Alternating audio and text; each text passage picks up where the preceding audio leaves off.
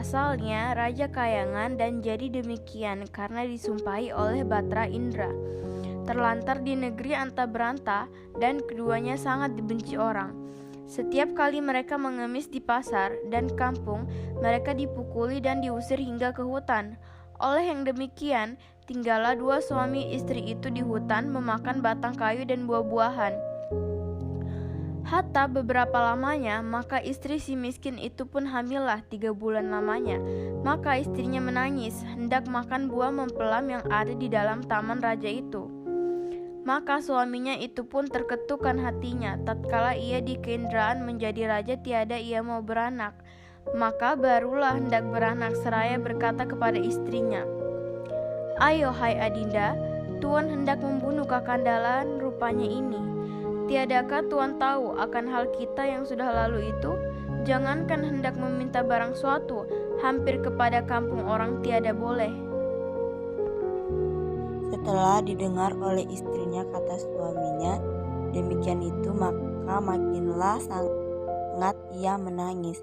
Maka kata suaminya, "Diamlah Tuan, jangan menangis. Berilah Kakanda pergi mencarikan buah mempelam itu. Jika kalau dapat oleh Kakanda akan buah mempelam itu Kakanda berikan pada Tuan." Maka istrinya pun diamlah. Maka suaminya itu pun pergilah ke pasar mencari buah mempelam itu. Setelah sampai di orang berjualan buah mempelam, maka si miskin itu pun berhenti di sana. Hendak pun demikian, takut ia akan dipalu orang. Maka kata orang berjualan buah mempelam, "Hai miskin, apa kehendakmu?"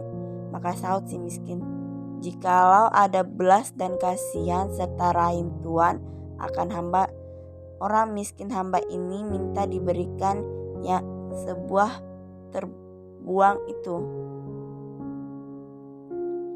Hamba hendak memohon buah mempelam Tuan yang sudah busuk itu barang sebiji sahaja Tuan." Maka terlalu belas kasih sekalian orang pasar itu yang mendengar kata si miskin, seperti hancurlah rasa hatinya. Maka ada yang memberi buah mempelam, ada yang memberi nasi, ada yang memberi kain baju, ada yang memberi buah-buahan. Maka si miskin itu pun heranlah akan dirinya oleh sebab diberi orang pasar itu berbagai jenis pemberian. Adapun dahulunya jangankan diberinya barang suatu hampir pun tiada boleh. Habislah dilemparnya dengan kayu dan batu. Setelah sudah berpikir dalam hatinya demikian itu, maka ia pun kembali ke dalam hutan mendapatkan istrinya. Maka katanya, "Inilah Tuan, buah mempelam dan segala buah-buahan dan makan makanan dan kain baju." Itu pun diinjakannya lah istrinya, seraya menceritakan hal ihwalia tatkala ia di pasar itu. Maka istrinya pun menangis tiada mau makan jikalau bukan buah mempelam yang di dalam taman raja itu. "Biarlah aku mati sekali." Maka terlalulah sebal hati suaminya itu melihat akan kelakuan istrinya itu seperti orang yang hendak mati. Maka suaminya itu pun pergilah menghadap Maharaja Indradewa itu. Maka baginda itu pun sedang ramai dihadap oleh segala raja-raja. Maka si miskin datanglah, lalu masuk ke dalam sekali. Maka titah baginda, "Hai miskin, apa kehendakmu?" Maka sahut si miskin, "Ada juga tuanku." Lalu sujud kepalanya, lalu diletakkannya ke tanah. "Ampun tuanku, beribu-ribu ampun tuanku, jikalau ada karenanya Syah Alam, akan patuhlah hamba orang yang hina ini, hendaklah memohonkan buah mempelam Syah Alam yang sudah gugur ke bumi itu, barangkali tuanku." Maka titah baginda, "Hendak engkau buatkan apa buah mempelam itu?" Maka sembah si miskin, "Hendak dimakan tuanku."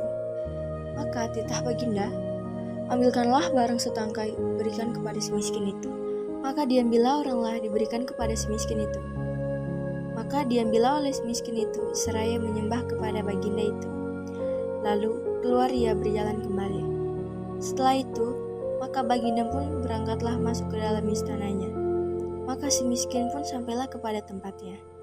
Setelah dilihat oleh istrinya akan suaminya datang itu, membawa buah mempelam setangkai, maka ia tertawa-tawa. Seraya disambutnya, lalu dimakannya. Maka adalah antaranya 3 bulan lamanya. Maka ia pun menangis, pula hendak makan nangka yang ada dalam taman raja itu. Demikian juga, si miskin mendapat nangka di kebun raja itu untuk istrinya yang mengidam. Adapun selama istri si miskin hamil, maka banyaklah makan makanan dan kain baju dan beras padi dan segala perkakas-perkakas itu diberi orang kepadanya. Dan pada ketika yang baik dan saat yang sempurna, pada malam 14 hari bulan, maka bulan itu pun sedang terang temerang. Maka pada ketika itu, istri si miskin itu pun beranaklah seorang anak lelaki, terlalu amat baik parasnya dan elok rupanya. Anak itu dinamakan Marakarma, artinya anak di dalam kesukaran. Hatta, maka dengan takdir Allah Subhanahu wa Ta'ala menganugerahi kepada hambanya, maka si miskin pun menggalilah tanah hendak berbuat tempatnya 3 beranak itu. Maka digalinyalah tanah itu hendak mendirikan tiang teratak itu. Maka tergalilah kepada sebuah telaju yang besar, berisi emas terlalu banyak. Maka istrinya pun datanglah melihat akan semua itu, seraya berkata kepada suaminya, "Adapun akan emas ini sampai kepada anak Cucu kita pun tiada habis dibuat belanja." Ia menjadi kaya dan menempah barang-barang keperluannya, kendi, lampit, utar-utar, pelana, kuda, keris, dan sebagainya.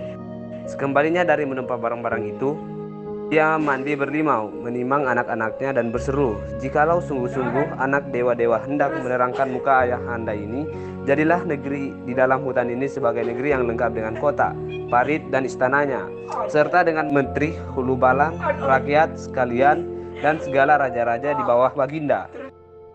Betapa adat segala raja-raja yang besar, kabul permintaan itu, dan si miskin menjadi raja, bertukar nama Mahendra Indera Angkasarya. Istrinya bertukar nama Ratna Dewi, dan negeri itu diamankan Puspasari.